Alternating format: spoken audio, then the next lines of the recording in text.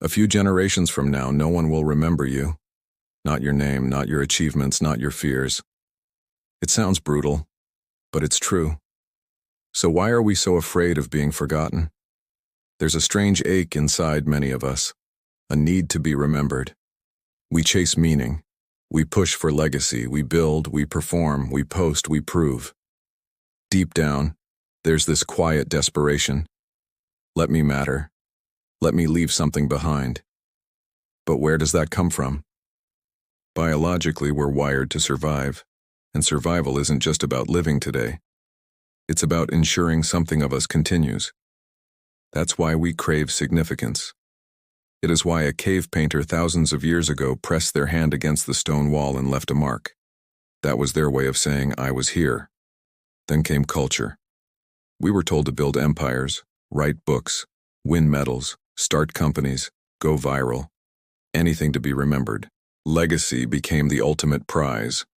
Not being remembered, that became the silent failure. And underneath it all, there's the fear. If no one remembers me, did I ever really matter? We don't talk about this often. It creeps in during quiet moments, late at night, at funerals, after scrolling through old photos. We wonder what all this is for, and whether any of it will last. But maybe we're asking the wrong questions. Because the truth is, almost no one is remembered. A few names echo through history books, but even they fade. Think of your great-great-grandparents. Do you know their full names? What made them laugh? What they loved? Probably not. And yet, they lived. They loved. They mattered. Even if no one remembers them now. Impermanence isn't the exception. It's the rule. And that realization doesn't have to be scary. It can be freeing. You don't have to carry the weight of being legendary. You don't have to chase permanence in a world that erases everything eventually. The pressure to leave a mark? That's not real. It's just noise. What if you didn't have to be remembered to live a life worth living? What if the point wasn't to last, but to be? Fully. Honestly. Now. Because maybe the goal isn't to be remembered forever. Maybe it's just to be fully alive. Today, when you accept that impermanence is inevitable, something inside you softens.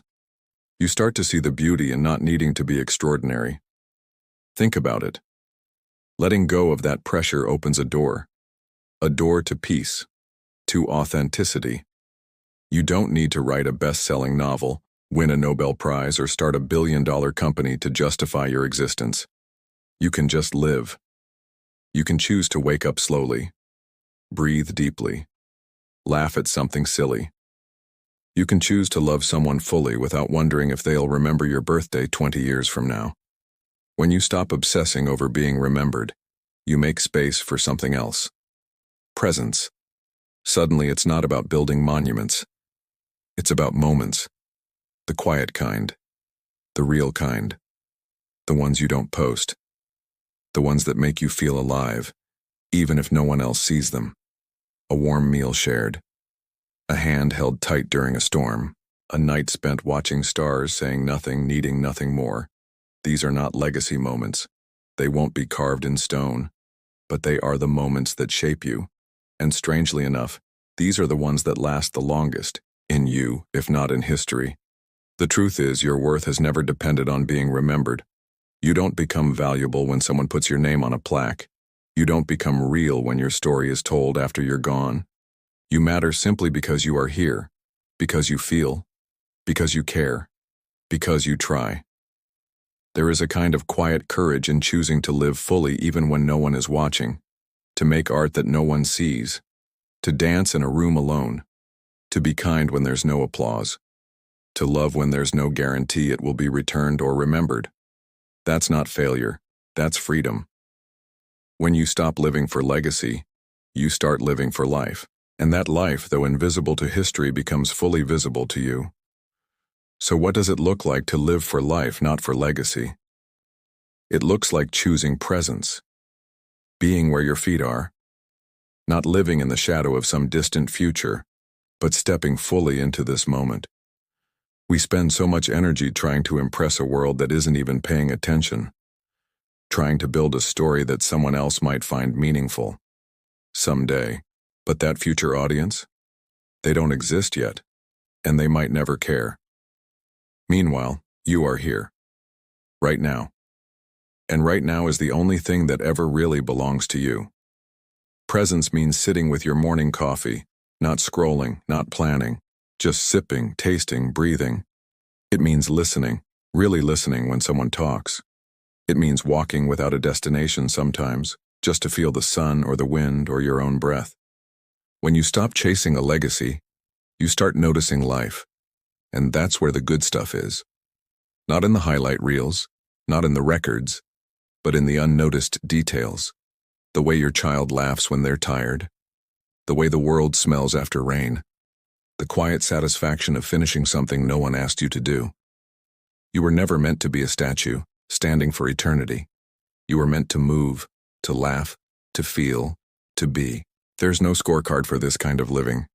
No trophy. No standing ovation. Just peace. Just depth. Just joy that doesn't need to be proven. Let go of the idea that your life needs to echo through time. Echo through yourself instead. Feel it in your chest, in your days, in the way you treat people, in the way you let go of what doesn't matter. Because the most beautiful lives aren't the ones that are remembered. They're the ones that are lived. Fully. Gently. Bravely. Now. You will be forgotten. That's not a tragedy. That's not a flaw in the system. That's the system. Everything fades. Names, empires, photos, followers. Time doesn't keep trophies. It lets go. And so can you. Because being forgotten doesn't mean your life didn't matter. It means your life was part of something much bigger, a shared moment in the vast dance of existence. And that is beautiful. You don't need to grip the future so tightly. You don't need to turn every action into a legacy. You can simply live. Fully. Honestly. Now. Make someone laugh. Make something messy. Say what you mean. Forgive. Take a nap. Cook something new. Hold hands longer. Let go sooner. Smile without reason. This is your life, not your monument. So live it like a poem, not a resume. Live it like it matters even if no one ever reads it back. Because the truth is, presence is more powerful than permanence. Connection is more meaningful than recognition. And joy is more real than legacy. Let go of being remembered. Be here instead. You are not a memory waiting to be made. You are a moment unfolding right now. And that's enough.